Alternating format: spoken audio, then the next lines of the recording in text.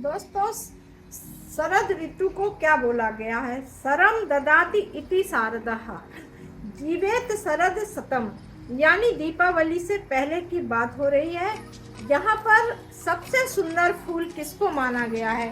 देखिए, प्रकृति यहाँ पर नव रूप धर के नवरात्रि के रूप में यहाँ पर आती है और इसे हम कृतिका नक्षत्र से जोड़ते हैं। यहाँ कृतिका नक्षत्र की पूर्णमासी मानी जाती है।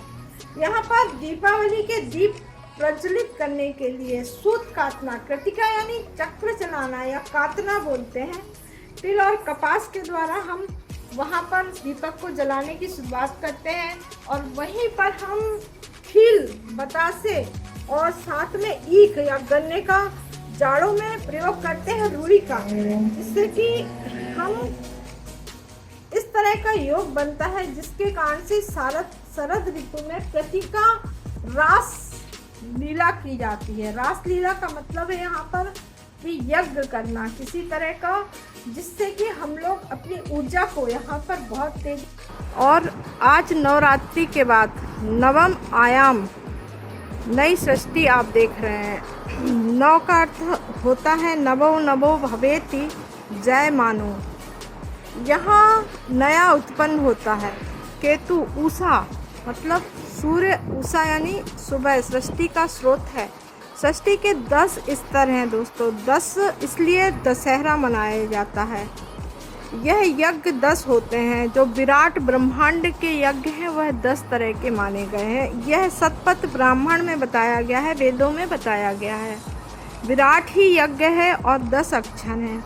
इस तरह नव सृष्टि 10 रात्रि तक चलती रहती है। अब हम नए नवरात्रि में आ गए हैं। इस तरह 40 नवरात्रि मनाई जाती हैं।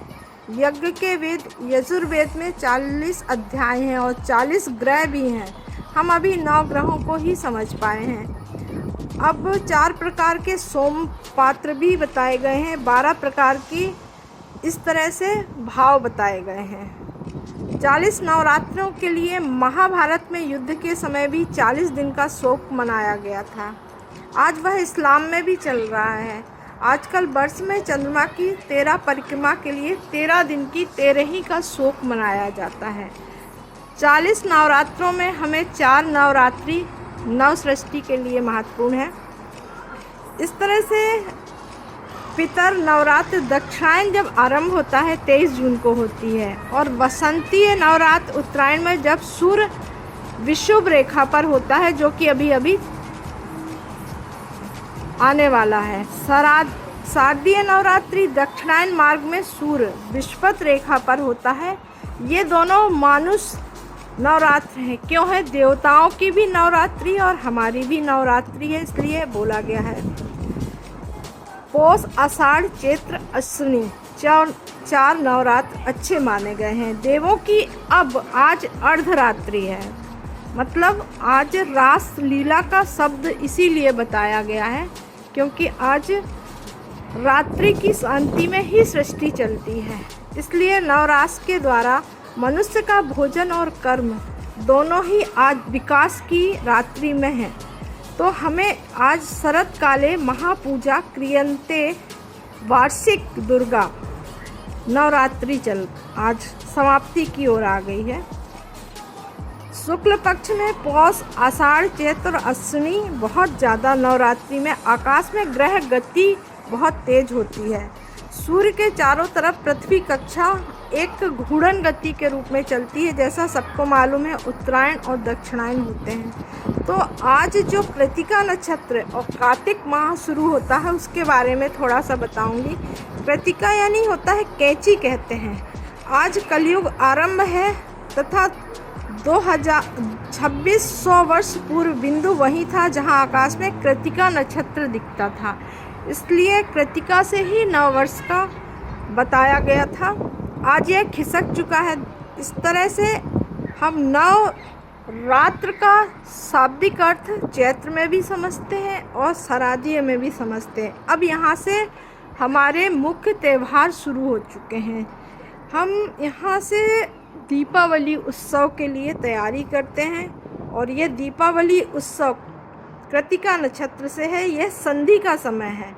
दीपावली में 3 संधियाँ होती हैं जिसमें हम कहते हैं अस्तो मा सतगमय तमसो मा ज्योतिर्गमय। अंधकार से प्रकाश की ओर अब गति शुरू होने वाली है, इसलिए हम लोग दीपावली के दीप जलाते हैं। इस पर कभी और चर्चा करूंगी क्योंकि ये बहुत महत्वपूर्ण था। मुझे लगता है लोगों को ये नहीं पता है कि हम शरद पूर्णिमा का इतना महत्व क्यों मनाते हैं। ये बहुत शॉर्ट शब्दों में बताऊं, आज ग्रह की गति सबसे तेज होती है और इसे रासलीला के रूप में बताया गया है।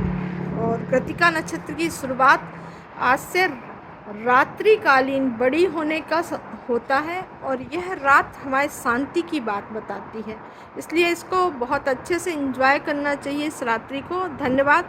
मैं एस्ट्रो अंजना हूँ और मुझे एस्ट्रोनॉमिकली हर चीज़ को जानने का, रहस्य को बताने का आप लोगों को बहुत इंतज़ार रहता है कि आप इसे समझें।